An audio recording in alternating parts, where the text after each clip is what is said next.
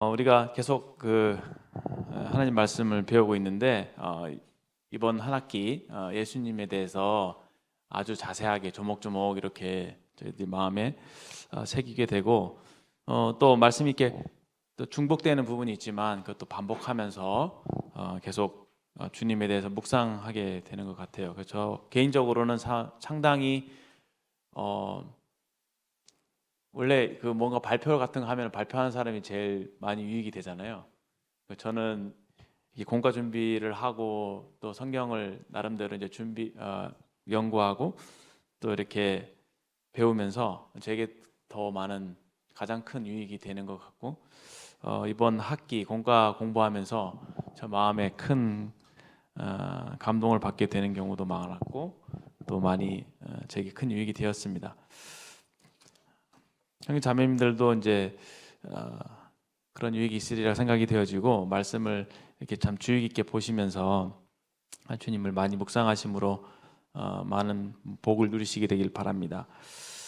지난 시간에 저희들이 부활에 대해서 많은 말씀을 들었습니다. 제 마음에 하나 딱 남는 그 구절이 그리스도 예수 안에서 모든 사람이 삶을 얻는다라고 하는 거. 우리가 살아있다고 하는 것이 얼마나 감사한 일인가. 만약에 지금 내가 죽어 있다면 어떨 것 같아요? 죽어 있다면 아무 생각 없겠죠? 아무 생각도 없고 그냥 내가 존재하지 않는다고 했을 때 몰라요. 저는 존재하지 않는 것보다 존재하는 게 더 좋거든요. 네. 그렇지 않나요? 여러분 존재하기 싫으시지 않죠?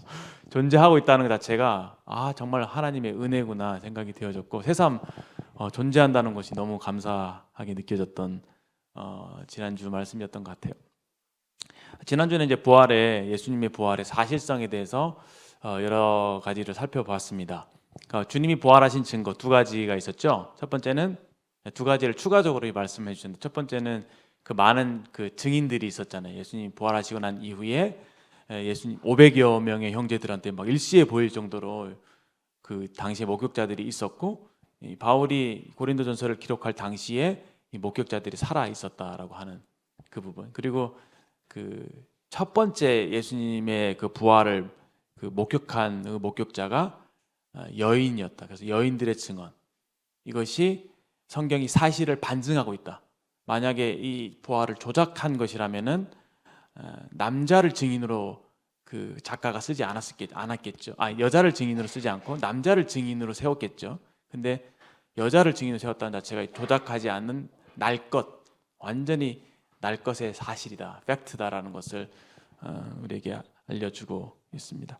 그래서 그 두 가지를 이제 저희 말씀 시간 제시를 하셨던 것으로 보이지고 또 여러 가지 많은 증거들이 있어요. 그 증거들 중에서 하나가 그 쐈던 세마포가 개어 있었잖아요.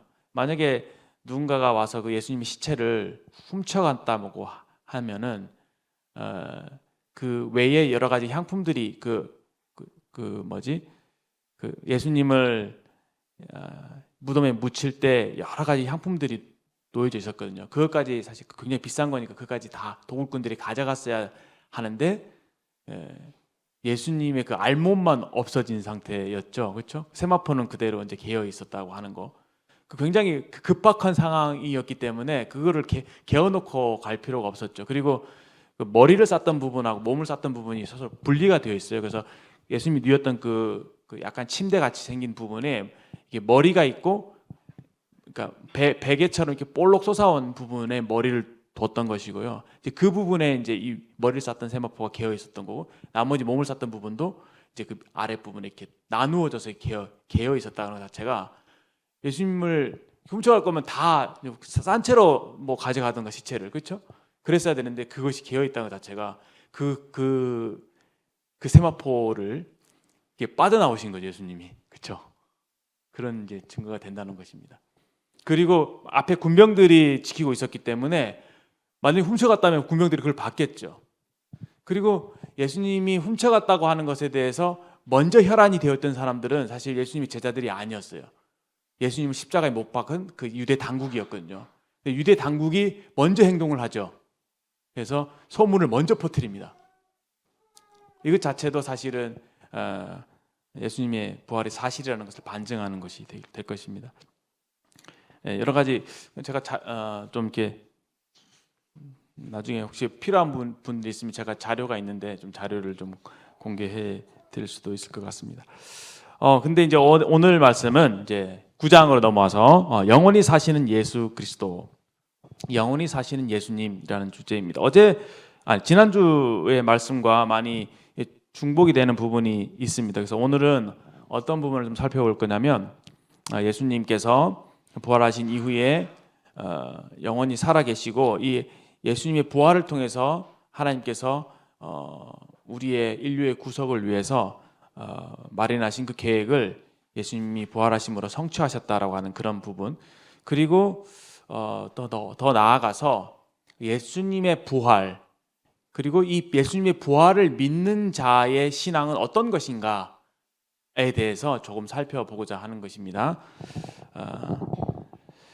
자, 먼저 사도행전 말씀을 좀 여러 군데 찾아보면 좋을 것 같아요. 사도행전 2장에서 베드로가 그 오순절에 사람들에게 예수님의 부활에 대해서 증언하는 그런 장면이 나옵니다. 2장 22절에 보시면 이스라엘 사람들아 이 말을 들으라.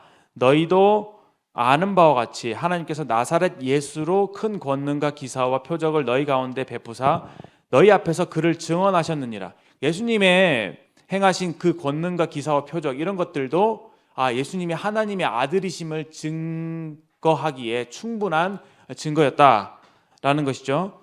그런데 23절 보세요. 그가 하나님께서 정하신 뜻과 미리 아신 대로 내준 바 되었거늘 너희가 법 없는 자들의 손을 빌려 못 박아 죽였으나. 여기까지 보세요. 이 유대인들은 100% 자기들의 자유의지로, 그렇죠? 예수 그리스도를 십자가에 못 박았어요. 그래서 예수님을 시기했죠. 예수님이 자신이 하나님의 아들이라고 이렇게 증언을 하시니까 그것에 대해서 굉장히 그 신성모독이라고 느껴서 예수님을 미워했고, 특별히 그들의 마음속에 그 양심의 죄, 너희가 하나님의 말씀을 순종한다고 하지만 너희 속에는 온갖 더러운 것들이 있다라는 것을 예수님께서 지적하셨죠. 그래서 평소 때 예수님을 굉장히 시기했고 인정하지 않았습니다. 그래서 예수님을 미워해서 그 시기심 때문에 유대인들이 예수님 십자가에 못 박았죠. 그러니 이 말을 듣는 유대인들은 굉장히 마음에 찔림이 있었을 것입니다. 법 없는 자들, 로마 군병의 손을 빌려서 십자가에 못 박았습니다. 그러니까 그 원인 제공은, 십자가 못 박는 원인 제공은 유대인들이 한 것이고, 실제로 십자가를 못 박은 것은 로마 군병의 그 손이었죠. 그러나 24절에 보면 그것이 현상적으로 봤을 때 팩트죠. 그렇죠? 유대인들이 시기했고 법정에 넘겼고, 로마의 총독 빌라도는 아주 비겁한 모습을 나타냈죠. 예수님이 죄가 없음을 보면도 불구하고 너희가 당하라 해서 밀란이 나는 것을 막기 위해서, 그리고 자기 총독직을 유지하기 위해서 비겁하게 예수님을 그들의 손에 내어줍니다. 이 아무것도 모르는 이 군병들은 예수님을 조롱하면서 채찍질하면서 마음껏 예수님에게 그 해를 가했죠.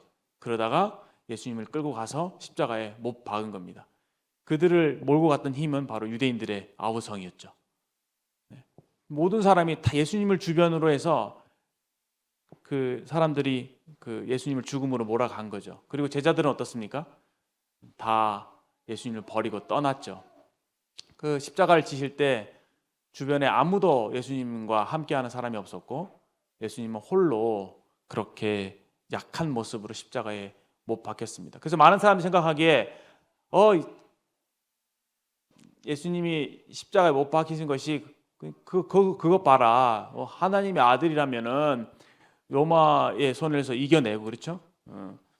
유대인들을 이겨내고 당당하게 뭔가 이렇게 앞에 나서서 그 힘을 보여주시면서 내가 하나님의 아들이니까 너희들을 날 믿어야 돼 라고 이렇게 해야지, 강한 모습을 나타내야지 믿을 수 있을 건데, 그냥 약한 모습으로 아무 말도 안 하시고 십자가에 이제 홀로 죽으신 것이죠. 근데 그것이 하나님의 뜻을 이루기 위하심이었다는 것이었고, 그런 예수님의 죽으심은 결국은 예수님의 부활을 위해서 죽으신 것, 잠깐 목숨을 내려놓으신 것이었다는 것을 알게 된 것이죠. 그걸 24절에 그래서 그 사건은 너희들이 자유의지로 예수님을 죽였지만 그것이 사람에 의해서 되어진 것이 아니라 사실은 그 배후에 하나님의 계획이 있었다라고 하는 것이죠. 24절에 하나님께서 그를 사망의 고통에서 풀어 살리셨으니 이는 그가 사망에 매여 있을 수 없었습니다. 사망에 매여 있을 수 없었다고 하는 거예요. 그 말은 다시 말해서 예수님이 생명의 주인이시다. 사망 자체를 알지 못하시는 생명의 근원이시다. 생명을 주시는 분이시다. 그분 자체가 생명이시다. 죽을 수 없는 분이다. 영원히 살아 계시는 분이다. 그런데 잠깐 죽음을 맛보신 거죠. 한 장만 더 넘기시면은 3장 15절에 이런 말씀이 되어 있죠. 13절부터 보시면 3장 13절 아브라함과 이삭과 야곱의 하나님 곧 우리 조상의 하나님이 그의 종 예수를 영화롭게 하셨느니라. 너희가 그를 넘겨주고 빌라도가 놓아주기를 결의한 것을 너희가 그 앞에서 거부하였으니 너희가 거룩하고 의로운 일을 거부하고 도리어 살인한 사람을 놓아주기를 구하여 생명의 주를 죽였도다. 너희들이 생명의 주를 죽였다. 그 너희들의 책임이다. 굉장히 이렇게 그들을 정죄하고 있죠. 그러나 하나님이 죽은 자 가운데서 그를 살리셨으니 우리가 이의 증인이라. 생명의 주인을 죽였다. 말이 안 되죠. 역설입니다. 어떻게 생명의 주인이 죽을 수가 있느냐. 그래서 기적이에요. 예수님이 죽으실 수 있다는 것이 기적이에요. 그래서 애초에 이것이 하나님께서 영원 전부터 계획하신 것이죠. 그렇죠? 그래서 예수님이 완전한 사람이 되어서 오셨다. 그래서 우리가 예수님에 대해서 알고 있는 진리는 그분은 100% 하나님이시면서 100% 사람이셨다. 왜냐? 우리 인류를 대표하기 위해서. 찾지는 않겠습니다만 아담 안에서 모든 사람이 한 혈통이 됐죠. 그렇죠? 아담 안에서 한 혈통이 됐기 때문에 아담의 지은 죄의 속성, 그것을 우리가 유전받았어요. 그래서 이 죄의 유전자 때문에 우리가 죄를 짓게 되는 거죠. 날 때부터 우리가 갖고 있는 죄의 경향성은 하나님을 등지고 하나님 없이 살려고 하는, 내가 내 삶의 주인이 되고자 하는 그 경향성을 갖고 태어나죠. 그 하나님을 마음에 두기 싫어하는 그런 마음 때문에 우리가 여러 가지 죄의 열매들을 나타나는 거죠. 시기, 살인, 분쟁, 사기, 악독, 간음 이런 것들이 다 하나님을 떠나면서 우리 마음에 있는 공허함을 채우기 위해서 우리의 쾌락을 추구하고 내 마음대로 살려고 하는 그런 마음 때문에 여러 가지 많은 죄의 열매들이 나타났던 것입니다. 그래서 우리가 지은 죄에 대해서 우리가 책임이 있는 것이죠. 그렇죠? 아무도 하나님 앞에 핑계할 수 없어요. 아담의 죄성 때문에 내가 죄를 지었다고 그렇게 얘기할 수 없는 것이, 우리가 내 죄를 지을 때마다 내가 좋아서, 그렇죠? 나의 의지로 죄를 짓기 때문에. 그러한 죄인이었음에도 불구하고 부렸는데 그 예수님께서 우리를 대신하셔서 육신의 몸을 입고 이 땅에 오셔서 우리를 대신해 십자가에서 죽음을 맛보신 것입니다. 그래서 하나님의 계획이었고, 아담이 인류의 대표자였다고 한다면은 역시 둘째 사람 또는 둘째 아담인 예수 그리스도께서 우리 모든 인류를 대신하셔서 죽으신 것이죠.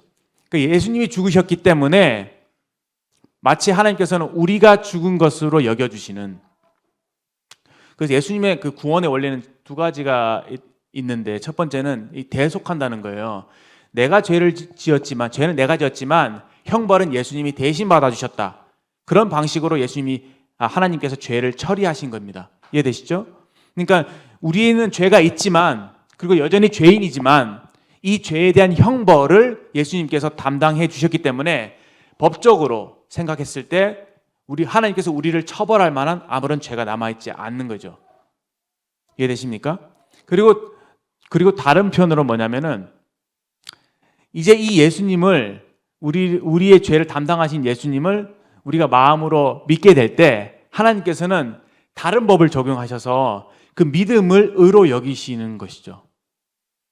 우리가 예수님을 믿는 그 믿음을 하나님께서 의로 여겨 주십니다. 그래서 하나님의 의가 예수님을 통해서 우리에게 전가되죠.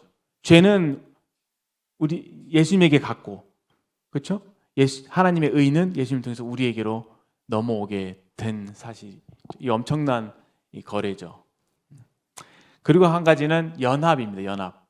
예수님과 내가 연합되는, 모든 사람이 예수님과 연합됐다고 얘기할 수는 없습니다. 예수 그리스도를 믿는 사람, 예수 그리스도를 믿는다는 말은 예수님과 연합된 사람을 의미하죠.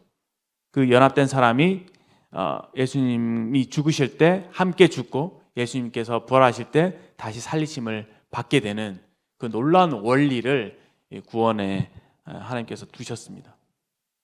그래서 예수님 믿는다는 것은 이와 같이 굉장히 놀라운 의미를 포함하고 있는 것이죠.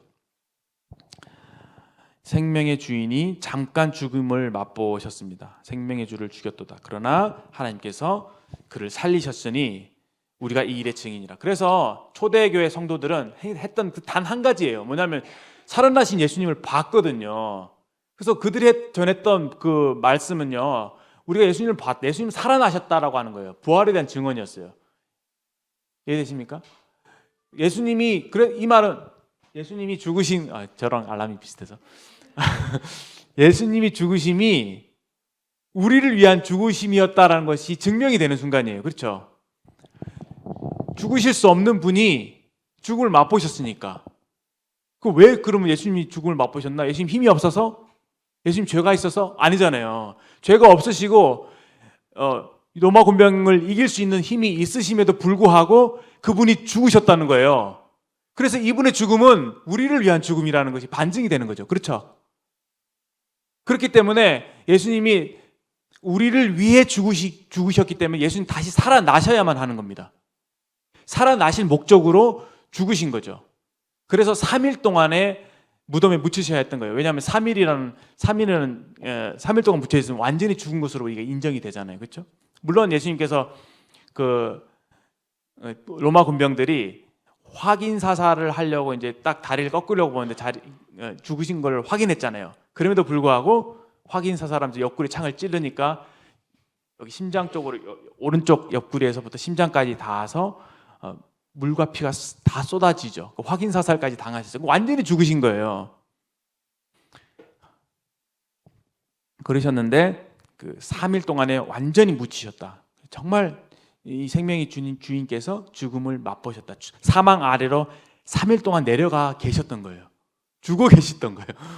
그런데 3일 만에 다시 살아나신 것이죠. 이것이 역사적인 사실이라고 하는 겁니다. 그 많은 사람들은 이것을 믿지 못하는데 저는 한 번도 의심해 본 적이 없고요. 저는 참 신기해요. 어떻게 이걸 내가 믿게 됐을까? 믿음이 하나님께서 주신 선물이라고 생각이 되는데, 근데 당연히 예수님 하나님의 아들이시니까 이 부활은 당연한 거 아니야? 이렇게 어릴 때부터 생각을 했던 것 같은데, 다시 이제 생각하니까 내가 엄청난 것을 믿고 있구나 생각이 들어져서 참 믿음도 하나님의 선물이다라는 생각을 하게 됩니다. 다시 또 다른 말씀을 한번 보시면 우리 계시록 1장을 한번 보겠습니다. 계시록 1장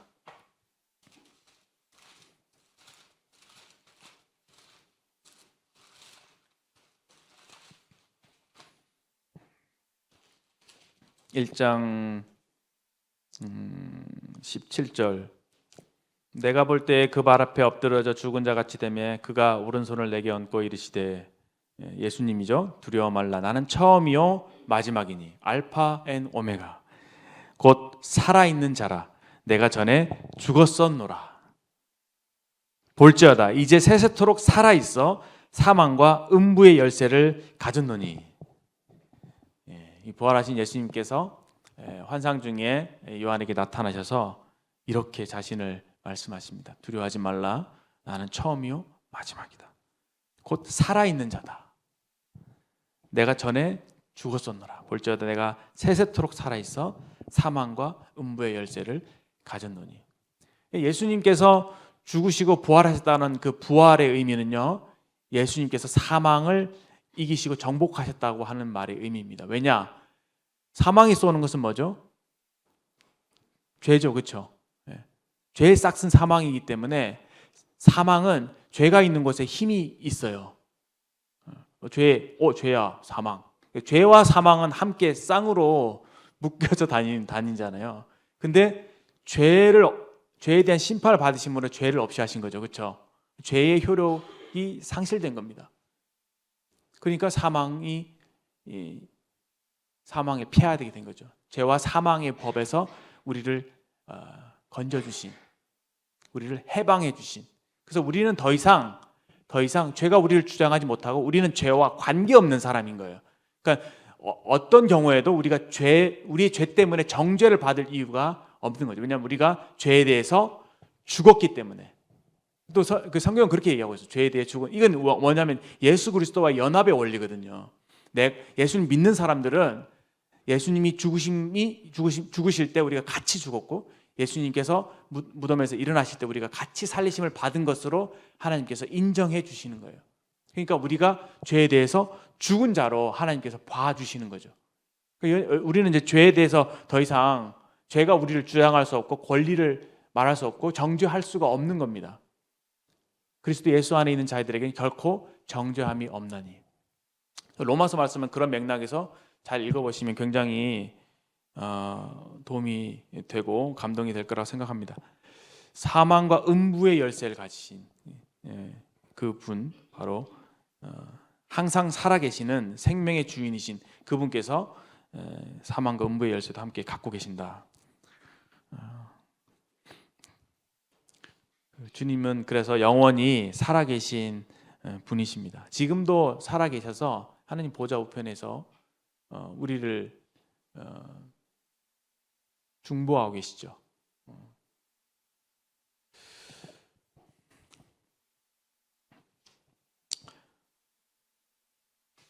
그리고 지난 시간에 했지만 예수님의 부활은 예수님이 하나님의 아들이심을 증명해 보이는. 왜냐하면 아무도 죽은 자 가운데 살아난 사람이 없잖아요. 죽음을 이긴 사람이 없잖아요. 그렇죠?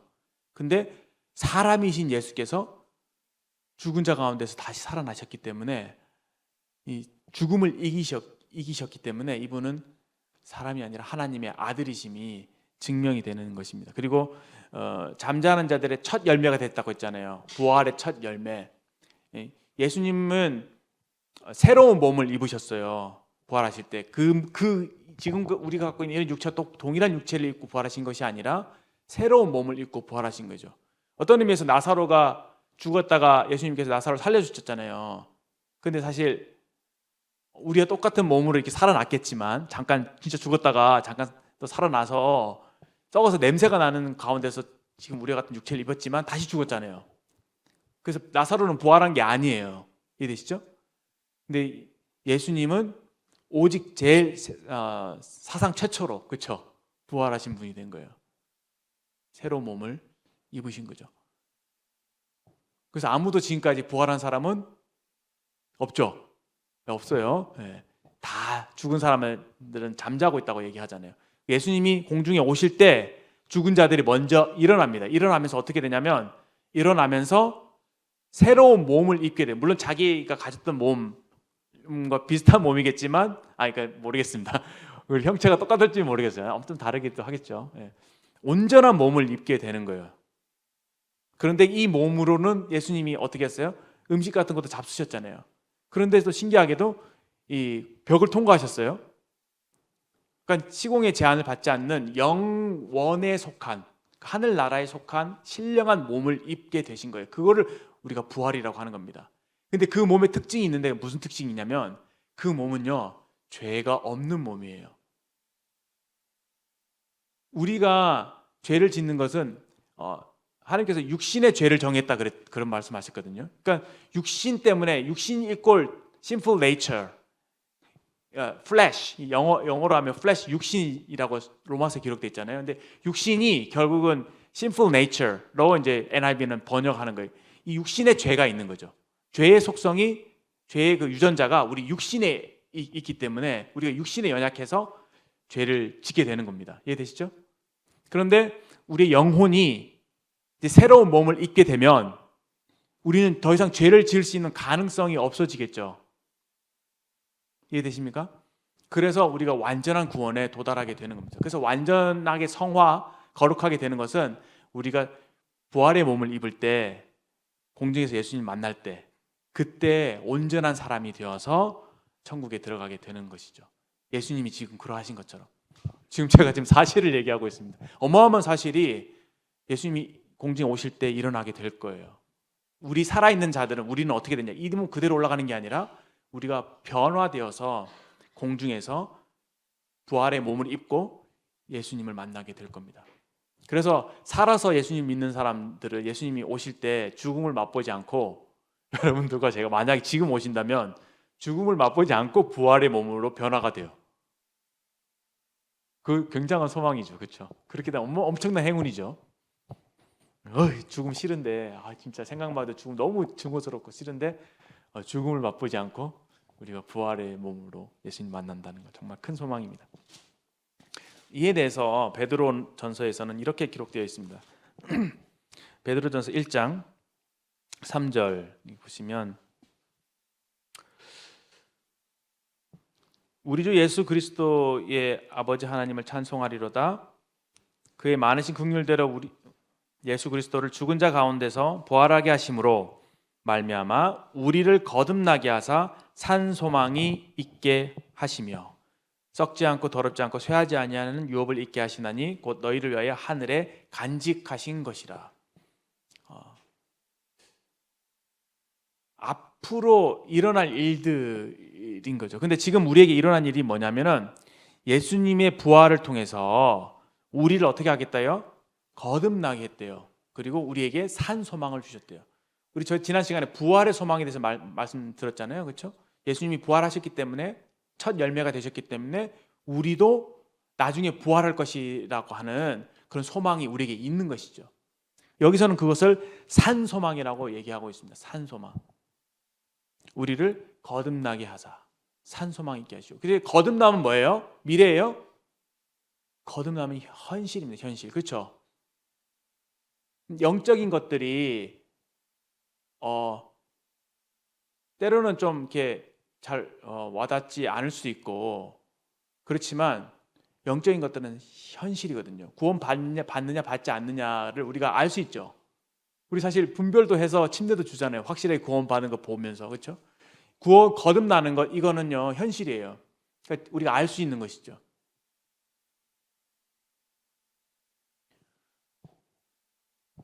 근데 여기서 산소망이라고 합니다. 산소망. 소망은 뭐죠? 소망은 미래잖아요. 근데 왜 산소망이라고 했을까?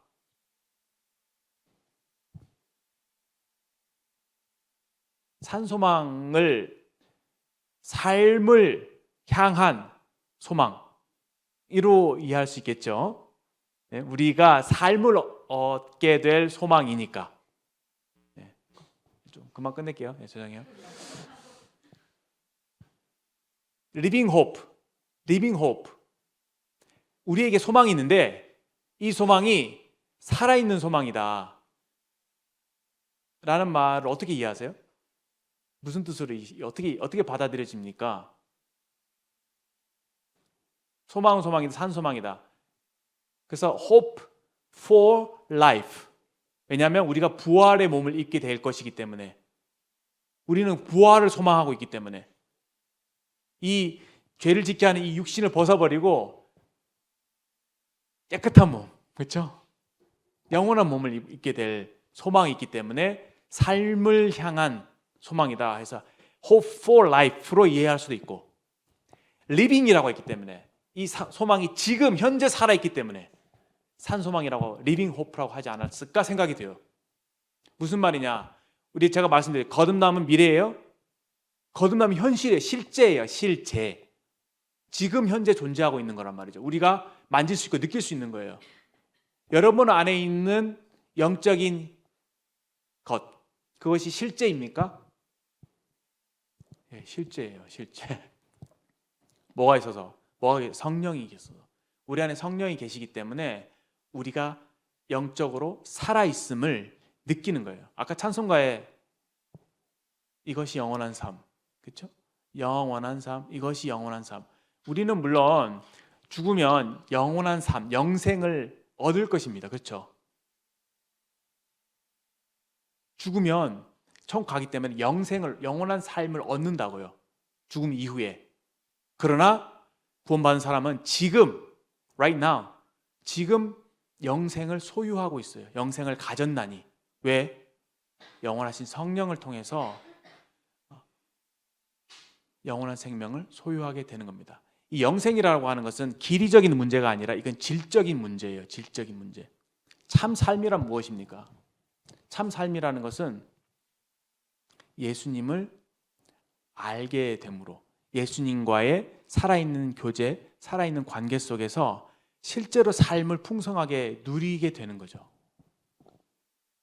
그래서 하나님의 나라가 천국 갈 때 이루어지는 것만이 이루어지는 게 아니라, 오늘 물론 제한적이긴 하지만 이 현실 속에서 우리가 성령 안에서 하나님의 나라를 누릴 수가 있는 겁니다. 예수님의 생명을 현실에서 풍성하게 누릴 수 있기 때문에 우리의 소망이 살아있는 소망이라고 말씀하지 않았을까 생각이 되어져요. 그 말씀을 증명해 볼 수 있는 게 이제 7절부터 보시면, 너희 믿음이 확실함은 불로 연단해도 없어질 것보다 더 귀하여 예수 그리스도께 나타나실 때 칭찬과 영광과 존귀를 얻게 할 것이라. 8절에 보세요. 예수를 너희가 보지 못하였으나 사랑하는도다. 와, 그렇죠. 예수님이 2000여 년 전에 살다 가셨잖아요. 봤습니까? 이 보지 못한 이 예수님께 우리가 우리 생명을 걸잖아요. 전 제 인생 다 걸었거든요. 예수님 안 계시면요, 저 완전 망하는 인생을 살고 있거든요. 여러분 예수님한테 올인했습니까? 여러분 인생 정말 예수님한테 다 맡겼어요? 아니면 예수님 없어도 나는 적당히 내 살 궁리 다 해놨기 때문에 예수님 없어도 살 수 있다고 말씀할 수 있겠습니까? 예수님을 보지 않았지만 우리가 사랑해요. 그 보지 않는 예수님께 제 인생 전부를 걸었어요. 그리고 어떻습니까? 이제도 보지 못하나 믿고 말할 수 없는 영광스러운 즐거움으로 기뻐하니. 그래서 우리의 신앙이 현재예요. 현재. 지금 마치 예수님을 본 것처럼, 만난 사람처럼, 앞에 예수님을 대면하고 있는 것처럼 믿고 말할 수 없는 영광스러운 즐거움으로 기뻐하니 믿음의 결국 곧 영혼의 구원을 받음이라. 지금 현재 현실에서 내가 구원받은 사람인 거라는 것을, 나의 구원을 누릴 수가 있는 것이죠. 영원한 생명을 지금 이 순간에 누릴 수 있는 것입니다. 그렇기 때문에 산 소망이라고 하지 않았을까 생각이 되어져요.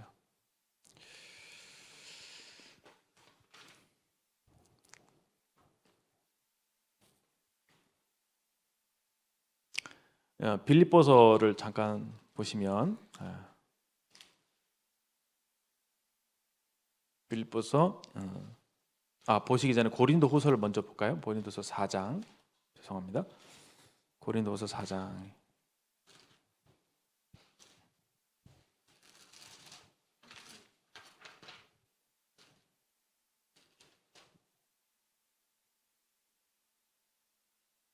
(4장 10절) 보시면 그 앞에 이제 우리가 8절에 보면 사방으로 우겨싸움을 당하여도 쌓이지 아니하며 답답한 일을 당하여도 낙심하지 아니하며 박해를 당하여도 버림받지 아니하며 거꾸로 뛸을 당하여도 망하지 아니하고.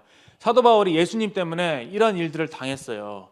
이 땅에서 그냥 어떻게 보면 가장 불행한 삶을 산 거죠. 그냥 안 좋은 것만 다 당한 거예요. 복음 때문에. 좋은 건 별로 받은 게 없고, 있겠죠, 뭐 영적인 면에서. 근데 세상적으로 봤을 때, 인간적으로 봤을 때 안 좋은 것만 다 당한 거예요. 그렇죠? 예수님 때문에 고난을 이렇게 많이 받았어요. 근데 10절에 보세요. 우리가 항상 예수의 죽음을 몸에 짊어졌다고. 그러니까 예수님이 십자가에서 죽으신 것처럼 그의 삶이 그런 고난이 많았던 거예요. 예수님이 죽음을 짊어진 것 같은 그런 삶을 살았던 겁니다. 근데 그 이유가 뭐냐면 예수의 생명이 또한 우리 몸에 나타나려 하게 함이니라. 생명이 우리의 몸에 나타난다. 예수님의 생명을 경험하고 싶었던 것이죠.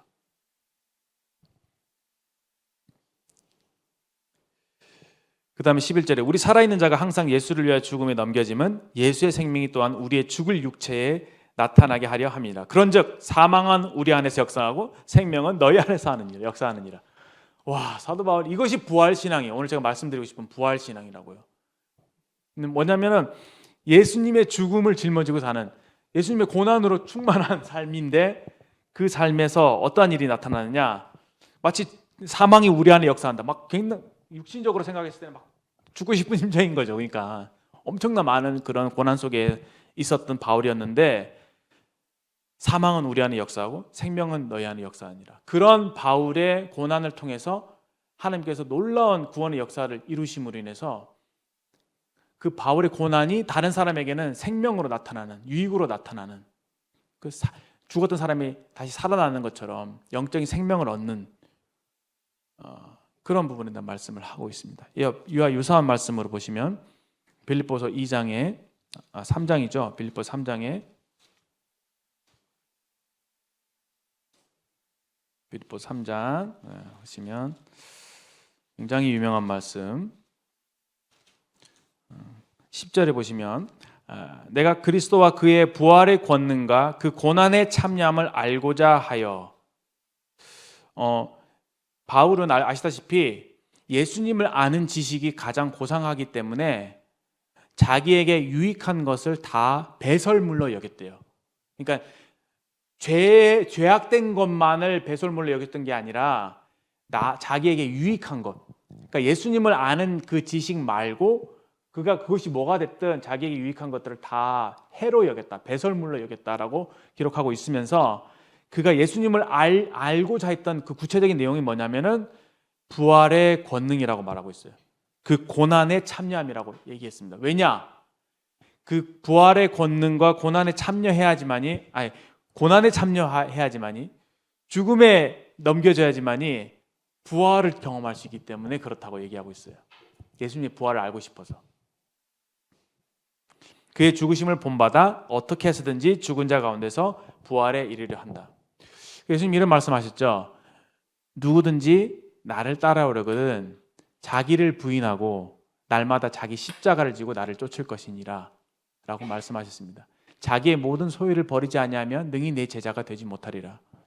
형제자매들 여기 와서 하나님 말씀을 배우고 있잖아요. 그렇죠? 그리고 우리는 암묵적으로 예수님을 따르는 사람, 지난번 MT 주제도 그랬죠. 예수님을 따르는 사람이라고 자청하고 있습니다. 그렇죠? 근데 예수님을 따른다는 것은 뭐냐면요, 예수님을 코스프레 하는 거예요. 예수님이 가신 그 길을 따른다는 것은 예수님이 사신 삶의 방식대로 살아가는 것을 말합니다. 그리고 굉장히 레디컬한 거예요. 어떤 면에서. 그거는 물론 큰 건 아니에요. 여러분들에게 있어서 큰 걸 제가 요구하는 건 아니에요. 그러나 예수님 분명히 말씀하셨죠. 자기를 부인하고 자기 십자가를 져야지만이 예수님을 따라갈 수 있다. 다시 말해서 십자가라고 하는 것을 통과해야지만이 영광을 얻을 수 있다라고 얘기하는 거예요. 예수님이 어떻게 했어요?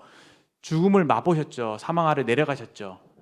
죽어야지만이 부활하실 수 있기 때문에 죽으셔서 많은 열매를 거두신 거잖아요.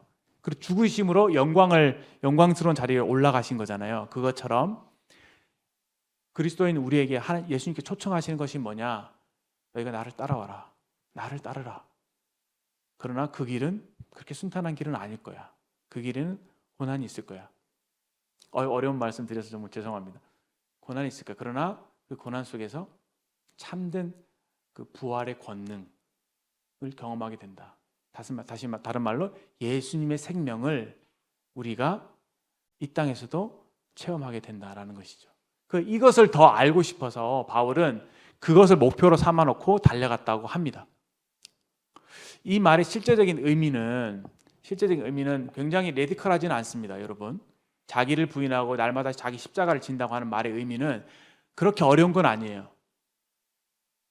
자기 생각 내려놓는 거예요, 그냥. 내 생각 내려놓고 성령님이 뭘 원하시는지, 예수님이 무엇을 원하시는지를 생각하는 것. 그리고 그대로 그것을 선택하는 것.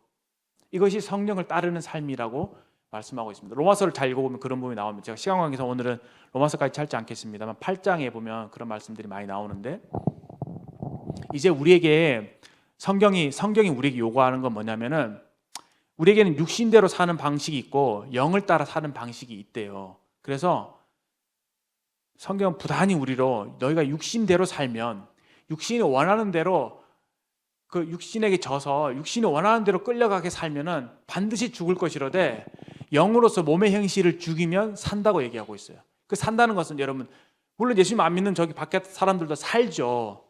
근데 그 삶의 질을 따졌을 때는 그건 사는 게 아니에요. 예수님이 우리에게 주시고자 하는 진정한 삶이라고 하는 것은요, 예수님의 생명으로 사는 삶. 그 말은 이거 어떻게 설명해야 되나? 예수님을 충만하게 경험하는 삶, 예수님을 통해서 하나님이 가지신 모든 신령한 좋은 것들, 선한 것들을 풍성하게 누리는 그런 삶이라고 우리가 말씀드릴 수 있을 것 같아요. 저는 그럴 때 있죠. 저도 그리스도인으로 살지만 때로는 삶 자체가 내가 살아있나 느낄 정도로 어떨 때는 굉장히 죽고 싶을 심정일 때가 있어요. 굉장히 어떤 표현을 할까? 여러분 만약에 암에 걸렸다고 생각하면 사람이 마음이 죽는다고 하죠. 병 때문에 육체적으로 아픈 것보다 사람이 낙심이 돼서 그 죽음에 대한 두려움 이런 것들 때문에 마음이 죽는다고 그래요. 그 마음이 죽으면 그 사람은 산 것도 산 게 아니잖아요. 그렇죠? 우리가 예수님으로 살지 않으면 살아도 산 것 같지 않은 거죠. 그냥 목숨 붙어 있고 밥은 먹고 있고 숨은 쉬고 있는데 그것은 질적으로 그런 종류의 육신대로 살면은 그런 삶은 성경이 원하는 삶이 아니에요. 우리가 성령을 따라 살게 됐을 때 예수님의 충만한 생명을 지금도 누릴 수 있는, 그 안에는 기쁨도 있고 평안도 있고 즐거움도 있고 희락도 있고, 그렇죠? 그 예수님의 그 권능을 날마다 경험하는 그런 종류의 삶이 될 것입니다. 저는 그래요. 날마다 반복적으로 하는 기도가 있어요. 하나님 앞에 기도를 많이 하진 않지만 하나님 앞에 나아갈 때마다 고백하는 고백이 있습니다. 주님 저의 소망이세요. 주님 저의 생명이세요. 그렇지, 주님이 저와 함께 해주시지 않으시면, 제 마음을 만져주시고 저를 만나주시지 않으면 제가 살 수가 없을 것 같아요. 주님 저를 만나주세요. 지금 제게 말씀해 주세요. 지금 제가 주님의 생명을 살게 해주세요. 이런 고백을 하게 됩니다. 왜냐하면 제가 그런 종류의 삶을 제가 갈망하기 때문에, 정말 하나님을 갈망하기 때문에 제 마음속에 그런 삶에 대한 동경이 있습니다. 성령으로 사는 삶, 예수님으로 사는 삶. 갈라디아서 2장 20절에 내가 그리스도와 함께 십자가에 못 박혔나니 그런즉 이제는 내가 사는 것이 아니요 오직 내 안에 누가 그리스도께서 사신 것이라. 사시는, 지금 살고 계시는 것이라. 이제 내가 육체 가운데 사는 것은 나를 사랑하사 나를 위하여 자기 몸을 버리신 하나님의 아들을 믿는 그 믿음 안에서 사는 것이라. 예수님께서 내 안에 지금 살고 계십니다. 편안하게 사실 수 있도록 늘 왕의 자리를 내어드리고 내 생각 내려놓고 주님의 생각대로 하면 더 좋아요. 제 인생이 더 좋아질 거예요. 라고 인정하면서 주님께 자리를 부단히 내어드리고, 또 늘 말씀과 기도 가운데서 우리 주님으로 사는, 주님을 먹고 마시고 주님을 누리고 정말 주님이 내 안에서 충만하게 역사하시도록 하는 그런 종류의 삶을 우리가 살게 된다면 그것이 산 소망을 가진 자의 삶이고 그것이 부활의 신앙이 아닌가 그렇게 생각이 됩니다. 결론은 그렇죠. 부활의 신앙이라는 것은 미래가 아니라 현재다. 영생은 미래가 아니라 현재, 지금 예수 그리스도 안에서 누리는 그런 종류의 삶이다 라는 것을 말씀드리고 싶습니다. 이 구체적인 내용에 대해서는 여러분들 간증이 많이 있을 것 같은데 이런 부활의 신앙에 대해서 한번 분반 시간에 나눠보시면 좋을 것 같아요.